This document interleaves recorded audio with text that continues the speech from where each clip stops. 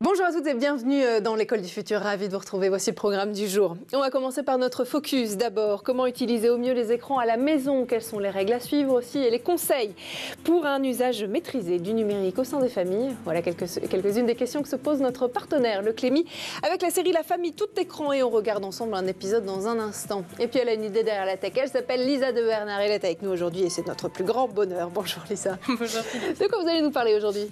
Des ambitions d'Elisabeth Borne en matière d'intelligence artificielle à l'école. Ah, ça tombe bien, franchement, je me demande si vous étiez au courant de cette émission, de ce sujet, en tout cas l'intelligence artificielle, émission spéciale justement parce que cette semaine, la Planète Tech avait les yeux braqués sur Paris, où vous le savez peut-être, un sommet inédit s'est tenu, réunissant chefs d'État, géants du numérique, aussi sous la verrière du Grand Palais.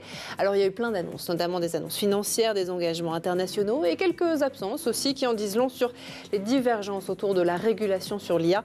Alors pour décrypter ce qu'il faut absolument retenir de ce sommet, j'ai le plaisir d'accueillir, bien sûr, vous le connaissez, un expert du domaine, un expert en intelligence artificielle. Il s'appelle Alexandre Azria. Bonjour Alexandre. Bonjour Philippine. Fondateur de Le Croissant AI, entre autres. On fait un point ensemble tous les trois, mais d'abord, focus.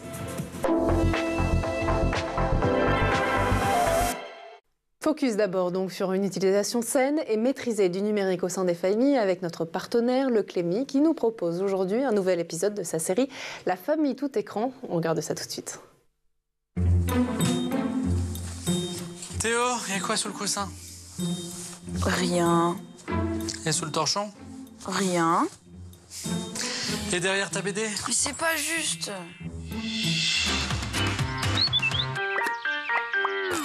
Théo, tu peux pas passer tes journées à jouer en ligne. Mais papa, c'est Strong Day, c'est trop bien. Mais c'est normal qu'on limite ton temps de jeu. Il faut que tu comprennes que c'est pour ton bien. C'est parce que t'as besoin de... Théo. Trouvé. Non mais déjà, hier soir, tu joues en cachette dans la cave. En plus, je déteste l'humidité. Pour ton équilibre, il faut que tu joues à des jeux en vrai, avec des vrais gens. Pas des orques baveux couverts de pustules. Mais non, on adore les orques baveux. Ça te dirait qu'on organise un escape game à la maison avec tes amis? Lesquels? Bah je sais pas moi, c'est ton jeu là. T'es sûr? Bah oui mon grand. Salut, c'est ici l'escape game. C'est par là. Bonjour monsieur, j'espère que la maison est grande parce qu'on était 75 à être connectés.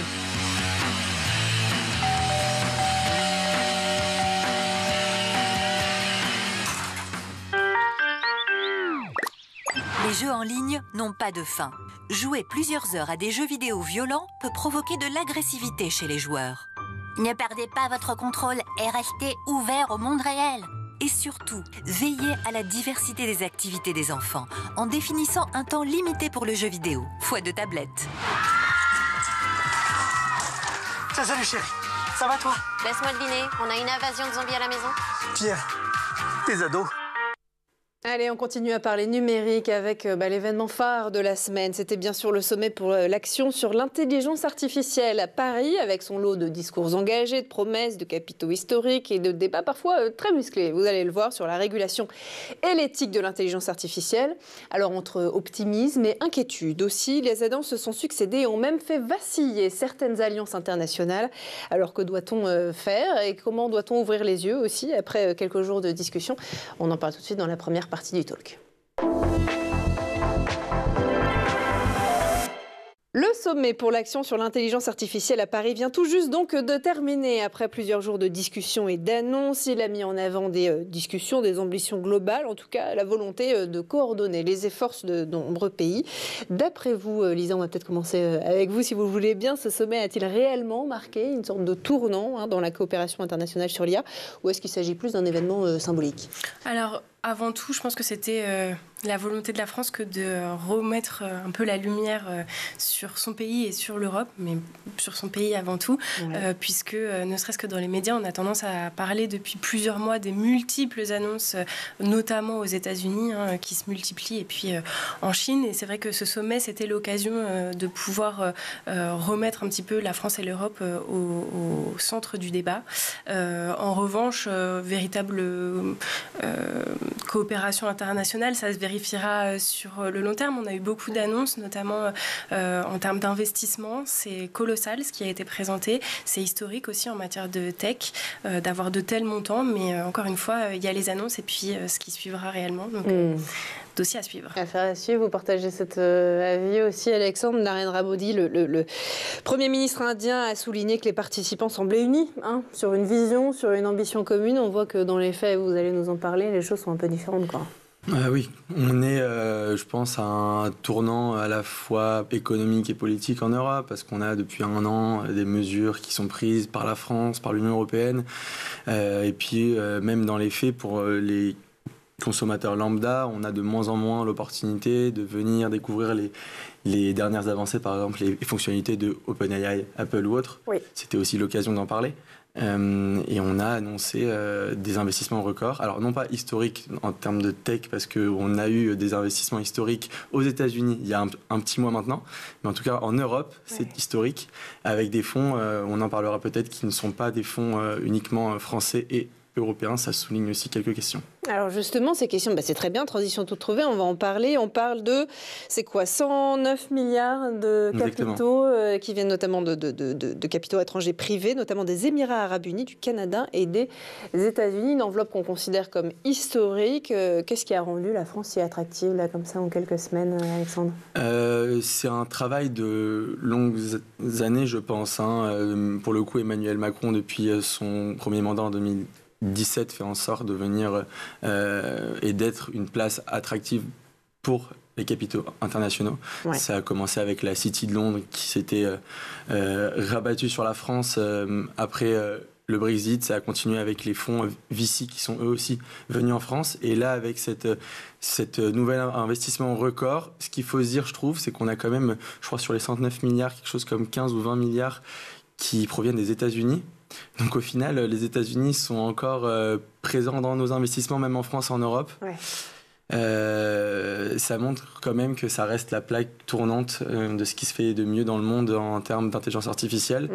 Et je trouve ça à la fois limite en termes de souveraineté aussi, parce que lever 109 milliards pour faire de l'infrastructure, parce que ça va servir à ça, et mettre les États-Unis encore une fois au milieu du sujet, je trouve que ça peut poser des vrais sujets en termes de souveraineté internationale et française. Avec des fonds qui viennent aussi des Émirats Arabes Unis, ça c'est une première aussi. Alors l'accent est mis justement sur des priorités, notamment sur le bas carbone. C'est ce qu'a vanté à plusieurs reprises le président français, Emmanuel Macron entre autres. Est-ce que ça c'est une nouveauté aussi ? Est-ce que vous partagez l'avis, Lisa, d'Alexandre, sur le fait que ces investissements venus de l'étranger, notamment en grande majorité, en tout cas des Émirats Arabes Unis et des États-Unis, peuvent à terme avoir un risque sur le développement d'une IA française ? Oui et non. En même temps, on comprend aussi que ces investissements, c'est fait en France parce que c'est une porte d'entrée vers l'Europe. Ouais. Donc c'est quand même signe d'une coopération à venir et ça, c'est plutôt une bonne nouvelle. Après, en ce qui concerne spécifiquement les États-Unis, ce qui est intéressant, c'est que les États-Unis étaient quand même les grands absents de ce sommet, avec Elon Musk qui n'était pas présent, Donald Trump qui n'était pas présent. On avait quand même le CEO de OpenAI, Sam Altman, qui est venu. Oui, non, je veux dire plutôt sur des acteurs étatiques que sur des acteurs privés. Et justement, c'est en ça que je rebondis sur ce que vous disiez, c'est qu'en fait, c'est plutôt des acteurs privés aux États-Unis qui ont investi de l'argent. Et donc, finalement, ça peut permettre d'avoir une passerelle là où, en fait, on pourrait imaginer une espèce de coupure entre les États-Unis et l'Europe ou la Chine et l'Europe. Bon, voilà, ça peut permettre de recréer un peu, justement, ce lien qui est un peu perdu au niveau étatique. On a eu une interview, si je peux me permettre, de Emmanuel Macron qui disait qu'il ne fallait pas freiner l'innovation avec de la réglementation. Ce qui lui est souvent reproché. Donc j'ai trouvé cette prise de position, si elle est maintenue, mature quelque part, parce qu'elle va nous permettre d'avancer plus vite en termes d'intelligence artificielle et d'innovation. Est-ce que vous y croyez ? Il faut y croire en tout cas. Il faut y croire. On reste optimiste. J'ai envie d'y croire parce que si on ne fait pas ça, on va commencer à s'enfermer dans un monde qui ne sera pas celui du 21e siècle, entre guillemets. Et je pense que c'est très important de continuer sur cette lancée. Le sommet de l'IA a servi à ça aussi. OpenAI a rencontré pas mal d'acteurs et des startups françaises, de la French Tech et autres. Je pense qu'il faut vraiment qu'on insiste là-dessus. On doit être capable en France de mettre un cadre à la fois en termes de réglementation et de sécurité pour nous permettre d'avancer plus vite que tout le monde, parce que dans les faits, les ingénieurs français sont parmi les meilleurs du monde. Tout le monde le sait. C'est pour ça que les gens étaient en France aussi. Ils coûtent aussi moins cher que par exemple aux États-Unis ou autres. Et il ne faut pas qu'ils partent. Surtout pas qu'ils partent. Ouais. Sinon, on va se retrouver comme une nation comme l'Inde qui a ce qu'on appelle des cerveaux qui partent aux États-Unis. Je pense que ça, c'est très important pour nous. Alors justement, de grands dirigeants, vous parliez d'Emmanuel Macron, Ursula von der Leyen aussi, ont tous insisté sur le rôle que l'Europe veut jouer en matière d'intelligence artificielle, rappelant la nécessité d'investir massivement. Est-ce que de votre point de vue, l'Europe, Lisa, est en train de se positionner comme un leader crédible en intelligence artificielle, ou est-ce qu'on a encore de toute façon un peu trop de retard par rapport notamment à la Chine? Vous nous en parliez la semaine dernière avec DeepSeek, ou aux États-Unis? Alors, Emmanuel Macron a aussi eu de cesse de le répéter, mais que tous les investissements qu'on a pu voir aux États-Unis ou ailleurs, quand c'est remis au niveau du PIB de la France, finalement, c'est des investissements qui sont à peu près équivalents. Donc, à notre échelle, oui, je pense que pour la France comme pour l'Europe, nous sommes des leaders crédibles, c'est la voie qu'on prend. Et puis surtout, il faut se rappeler qu'en fait, on est encore en tout début de course pour l'IA, même si on a eu tout un tas d'annonces, que ça se développe très vite. On en est vraiment encore qu'au tout début, il y a encore plein de choses à faire. Et comme le soulignait Alexandre, on a énormément de talent en France, on a aussi des ressources. Le fait que de divers investisseurs aient mis 109 milliards d'euros sur la table, c'est aussi un gage de confiance. Et en fait, il faut juste savoir se saisir de tout ça et rester sur cette impulsion. Et en plus, pour rajouter quelque chose ici, donc aux États-Unis, on a eu un investissement de l'ordre de 200 milliards ou quelque chose comme ça, qui a été fait par un investisseur de renommée qui s'appelle Satoshi Son, quelque chose comme ça, j'ai oublié son nom exactement, mais c'est un investisseur japonais qui investit aux États-Unis. Nous, de la même façon, on a des investisseurs étrangers qui investissent en France aussi. Donc, au final, même les États-Unis ont des capitaux étrangers qui investissent aux États-Unis. Je pense que le débat est à peu près le même et comme le rappelait Lisa, c'est justement à niveau égal, entre guillemets, si on compare la France en termes de ressources, de budget, de marché aussi, bien sûr, on n'est pas du tout ridicule. Mais c'est une bonne nouvelle, ça. On va continuer à en parler ensemble dans un instant. D'abord, on fait un petit tour du côté de la planète tech.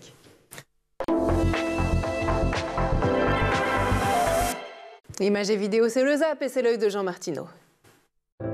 Spend some time away, getting ready for the day you're born again.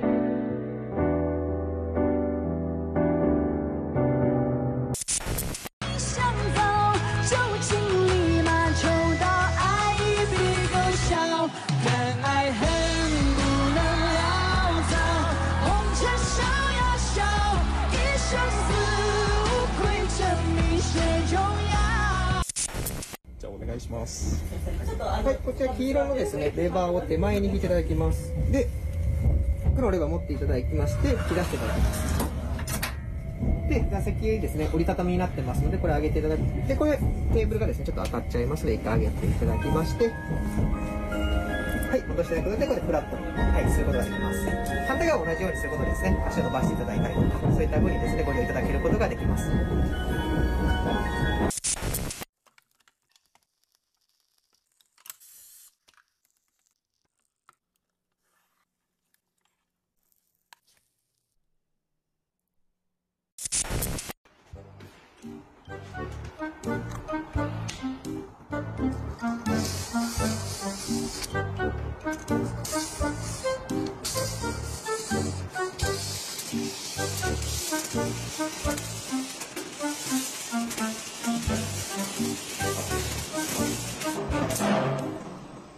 Excuse me, what the fuck?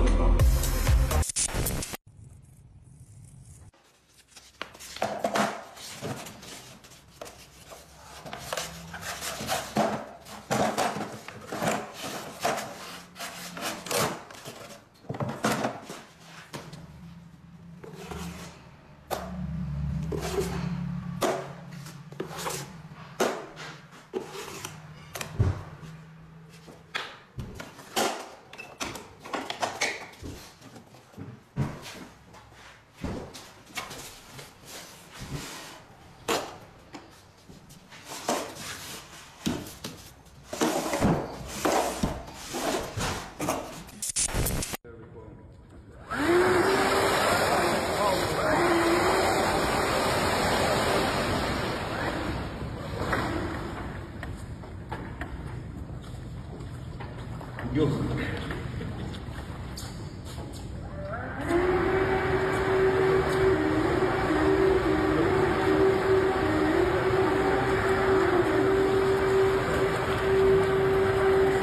on est de retour toujours sur le plateau de l'École du Futur et en compagnie de notre expert, notre invité aujourd'hui, Alexandre Azria, et puis bien sûr de notre chroniqueuse. Et justement, c'est à son tour.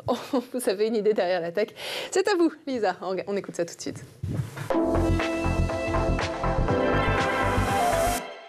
Et vous avez un sujet de taille à nous présenter aujourd'hui, puisque l'intelligence artificielle devrait prochainement débarquer dans les salles de classe, et pas seulement du côté des élèves, qui, on le sait, n'hésitent pas à solliciter ChatGPT, notamment pour leurs devoirs.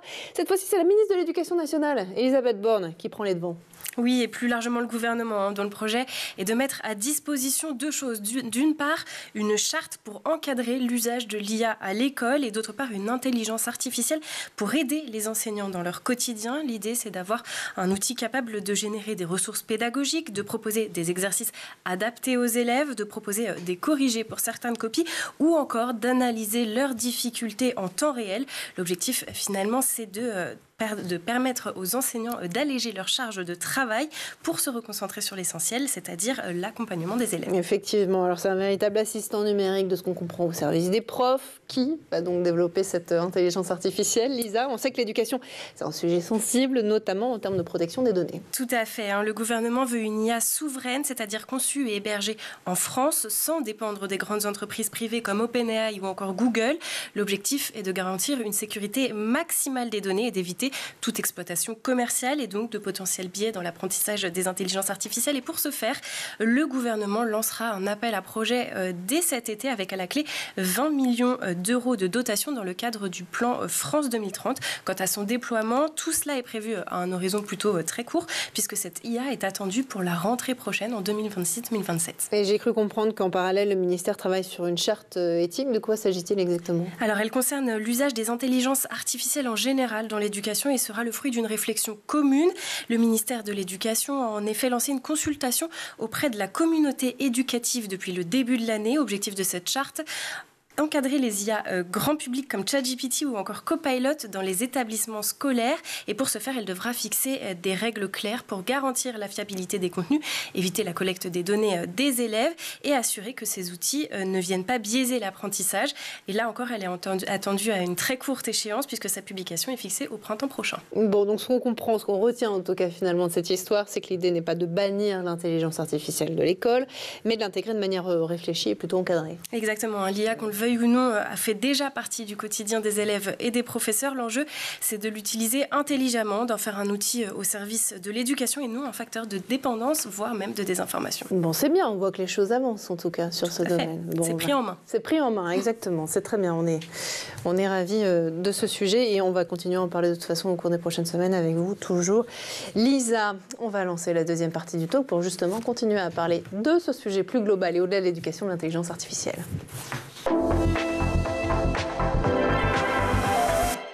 On continue à parler justement du sommet sur l'intelligence artificielle qui a eu lieu donc en début de semaine là, à Paris, au Grand Palais, avec notamment plusieurs absences remarquées, dont celle d'Elon Musk, d'autres officiels aussi de haut rang qui ont parfois relégué l'événement au second plan médiatique. Qu'est-ce que vous en avez pensé, vous, Alexandre, de ces absences? On pouvait s'y attendre ? On pouvait s'y attendre, ouais. On devait s'y attendre aussi, je pense. Maintenant, on a aussi des absences, mais on a des gens qui... Moi, je préfère parler des gens qui sont là et qui sont venus nous voir à Paris, parce que, comme on le dit, les absents ont toujours tort. Et je pense que, pour le coup, dans ce sommet de l'IA, c'est vrai. On a quand même le chef d'État indien qui est venu. L'Inde reste une des plaques aussi tournantes de l'intelligence artificielle et du monde de l'informatique en général. Il a... Oui. Pris la parole hier en disant que ce sommet était tellement impactant pour lui que la prochaine édition devrait se passer en Inde. Ça montre aussi qu'on a pris un poids dans ces discussions et je trouve ça intéressant. Après que Elon Musk ne soit pas venu, ça ne me pose pas forcément de problème, surtout que Elon Musk, lui... sa politique sur l'IA n'est pas forcément alignée avec ce que veut faire la France. Lui, c'est quelqu'un qui joue moins sur la modération, la régulation et beaucoup plus sur le libertarien, ce qui ne rentre pas du tout dans nos codes européens et français actuellement. Donc je pense que le débat aurait été un peu tendu si on avait dû faire une table ronde avec Emmanuel Macron et Elon Musk sur le sujet, ça aurait été un peu plus tendu que ça. Cela dit, ça aurait été intéressant justement de confronter les points de vue. Et... Oui, et en même temps, on connaît Elon Musk, c'est-à-dire qu'il est adepte des sorties, voilà. Bon, je suis pas sûre que ça aurait été très judicieux. Hein, comme l'a dit Alexandre, je pense que ça aurait pu amener à quelque chose d'assez grotesque par moment. Donc. Parmi ces absents, justement, signataires que sont les États-Unis et le Royaume-Uni, qui ont refusé de participer à un accord collectif sur l'intelligence artificielle, pourquoi ces deux puissances de l'IA, parce qu'elles en sont en tout cas, ont-elles choisi de ne pas adhérer? Est-ce que c'est uniquement une question de régulation ou est-ce qu'il y a un enjeu géopolitique derrière? Alors c'est un petit peu des deux. Hein. Il y a effectivement la régulation puisqu'ils ne veulent pas, enfin ils veulent éviter des contraintes qui pourraient ralentir le développement de leur propre technologie, ce qui peut s'entendre. Tout à fait. Voilà, il y a la volonté aussi de conserver un leadership à la format national, voilà, pour leur nation. Et puis après, effectivement, il y a une question de tension géopolitique, puisqu'il y a aussi le refus de signer potentiellement un accord dans lequel il y aurait d'autres pays qui sont des rivaux stratégiques, comme par exemple la Chine pour les États-Unis. L'administration Trump qui a également réaffirmé son refus de légiférer contre la désinformation, qu'elle assimile à de la censure. Ça, c'est tout le problème des États-Unis. On n'a pas du tout la même notion de liberté d'expression. Eux, c'est quand même leur premier amendement, donc c'est quelque chose auquel ils sont très attachés. Après, réguler, c'est pas forcément censurer. Il faut prendre les bonnes mesures. Et bon, là-dessus, je pense qu'on ne s'entendra pas. Une confrontation de points de vue. Vous voulez réagir, Alexandre? Non, je voulais juste rajouter ici que Sam Altman, le CEO de OpenAI, donc qui est une entreprise américaine, signifie qu'il voulait potentiellement travailler avec la Chine, en laissant les portes ouvertes. Et ça, je trouve ça assez intéressant, parce qu'il se met à la fois en porte-à-faux avec Elon Musk, avec son président aussi américain, Donald Trump, même s'il devient de plus en plus ouvert à la discussion avec la Chine, que ce soit en matière de tech ou en matière d'économie en général. Donc je pense que ça aussi, c'est une belle indication du fait que peut-être que l'équation IA sera internationale et non pas uniquement chacun dans son monde, dans son coin. Et ça, je crois beaucoup aux discussions qui ont été faites, notamment avec l'Inde. Je pense que l'Inde sera un acteur dans les années à venir. Et peut-être même une partie tiers, ce qui va faire communiquer chacun de ces continents, chacun de ces pays et de ces chefs d'État. On le souhaite en tout cas pour l'avenir de l'IA, on l'a compris. Elon Musk, je voudrais qu'on revienne sur lui. Il a fait beaucoup parler de lui, évidemment, comme toujours, pendant le sommet, alors qu'il était absent et très fort. Le Wall Street Journal a annoncé un projet de rachat d'OpenAI pour 97,4 milliards de dollars de la part d'Elon Musk. Pourquoi cette annonce a-t-elle eu un tel retentissement pendant le sommet? Est-ce qu'il a choisi ce moment précis, justement, pour que ça fasse la une des médias? Alors déjà, il faut se rappeler qu'on a toujours un contexte de brouille entre Elon Musk et Sam Altman. Ça dure depuis 2018. Et ce qui est complexe aujourd'hui pour Sam Altman, c'est qu'il faut rappeler qu'en fait, à la création d'OpenAI, déjà, Musk était dans l'équation. Oui. Voilà, ce qui est quand même important, c'est pas un détail. Et surtout qu'au moment où en fait ça a été créé, c'était une organisation à but non lucratif. Elle a finalement dû, en 2019, après le départ d'Elon Musk, finalement ils ont dû revoir leur modèle économique dû à tous les coûts que le développement de l'IA induisait. Donc là, ils ont dû devenir lucratifs. Et aujourd'hui, Sam Altman avait la volonté d'aller encore un peu plus loin en transformant OpenAI en une entreprise privée indépendante. Et c'est une transformation en fait, qui doit s'achever avant la fin 2026. En sachant que, auquel cas, en fait, il faudrait pouvoir compenser justement cet organisme à but non lucratif. Et donc l'annonce d'Elon Musk d'un montant qui est quand même... pharaonique, voilà. Ça met Sam Altman en difficulté puisque les estimations, même si les chiffres n'ont pas été officiels, de compensation de cet organisme non lucratif, c'était environ 40 milliards d'euros.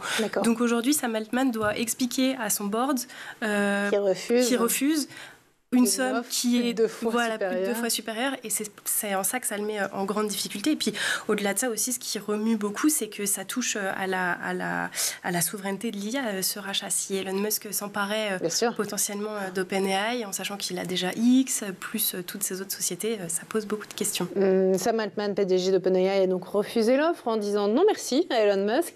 L'histoire ne semble donc pas terminée. Est-ce que vous pensez que Sam Altman, Alex, va pouvoir préserver l'indépendance d'OpenAI, ou est-ce qu'Elon Musk a les moyens financiers, politiques aussi, de faire changer les choses? Je pense, et je suis pratiquement persuadé qu'il va réussir à rester sur le navire et dans le navire en tant que capitaine d'OpenAI. Maintenant, une offre de rachat à 96 milliards ne fait pas trop sens à l'heure actuelle, et je pense que c'était plus un coup de com et un coup presque même géopolitique de se dire on va effacer la France de l'équation pendant cette semaine-là en parlant uniquement d'une offre de rachat. Et d'ailleurs, c'est ce qui s'est passé. Il a mis un tweet à 8h05 et à 8h50, il y avait 50 journalistes qui étaient là à essayer d'expliquer à Sam Altman que Elon Musk avait fait une offre de rachat à 96 milliards. Et l'attention était uniquement sur lui alors qu'il n'était même pas présent à Paris. Donc au final, lui a réussi son coup. On en parle encore ici alors que le sommet sur l'IA était quand même... et c'est surtout extrêmement bien passé aussi. Donc je pense que c'est de la politique mise en place avec Trump et qui sont exactement raccord là-dessus. Décidément, quand on essaye, nous, en France, d'innover, de proposer des choses et justement de mettre en avant ces Français qui innovent dans le secteur de l'intelligence artificielle, même quand on fait ça, on arrive toujours à nous mettre quelqu'un ou quelque chose par-dessus. Alors justement, on va parler de ces Français, parce qu'il y en a un qui s'est fait remarquer. Bien sûr. Dites-nous tout. Vous l'aimez bien, Arthur Mensch. Exactement. Arthur Mensch. Le chat. Le chat. Parce qu'on ne dit pas chat. On ne dit pas de chat, et surtout le modèle qu'ils ont sorti la semaine dernière fonctionne extrêmement bien. Il génère 1200 mots, enfin des tokens par seconde. Quand on compare avec ce qui se fait ailleurs, Anthropic c'est 120 tokens, OpenAI je crois que c'est une centaine aussi. Donc c'est plus de 10 fois la performance d'un modèle comme OpenAI. Je trouve ça assez exceptionnel en open source. Donc ça veut dire que les cas d'usage sont divers et variés aussi. Bien sûr. Ils ont signé des partenariats stratégiques pour aussi créer leur data center en France. Donc maintenant on aura une IA souveraine entraînée en France sur du matériel français, enfin sur du matériel américain hébergé en France si on est exact. Mais oui, c'est extrêmement important d'avoir enfin de l'infrastructure française avec un modèle français open source, exactement comme ont les Chinois, pour ne citer que, par exemple. Bien sûr. Alors, Arthur Mensch, qui est soutenu par un certain Xavier Niel, dont on parle de temps en temps dans l'émission. Xavier Niel qui a, alors je ne citerai pas le nom, mais qui a eu des mots un peu durs par rapport à vis-à-vis d'Elon Musk en traitant d'un certain nombre d'oiseaux. Voilà. Malgré tout, pendant le sommet, Emmanuel Macron a beaucoup insisté aussi, au-delà de mettre en avant ces startups de l'intelligence artificielle française. Il a insisté sur la formation, la recherche, l'entrepreneuriat aussi pour maintenir une avance technologique ou du moins rattraper le retard sur les grands pôles IA. Est-ce que la France, elle dispose déjà de l'écosystème nécessaire pour concurrencer la Silicon Valley américaine ? Aïe, aïe, aïe, aïe, aïe. Réponse au prochain épisode. Lisa de Bernard n'a pas la réponse. Non, c'est que... Je pense qu'effectivement, on a pas mal d'infrastructures. Après, de là à concurrencer la Silicon Valley, on s'attaque quand même à un géant.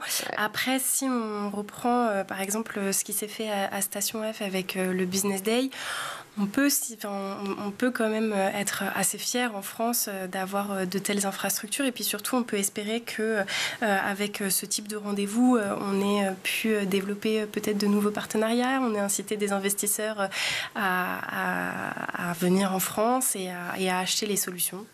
Donc, on continuera à se développer. Bon, on reste optimiste. En tout cas, il y a plein de choses qui bougent. Bravo à la France de faire tout ça. Ça n'est qu'un avis personnel, mais c'est vrai qu'on voit que les choses bougent. Et c'est vrai que aussi de voir qu'il y a beaucoup d'internationaux, d'entreprises du monde et de dirigeants qui se retrouvent ici à Paris au Grand Palais. Grand Palais. pour parler de tout ça, c'est important. Donc c'est à souligner, on l'a fait aujourd'hui avec vous. Merci en tout cas à tous les deux d'avoir été parmi nous aujourd'hui. Alexandre Azria, je rappelle que vous êtes le fondateur du Croissant AI. On vous souhaite beaucoup de succès aussi dans cette belle aventure sur l'intelligence artificielle. Puis vous serez là dès la semaine prochaine.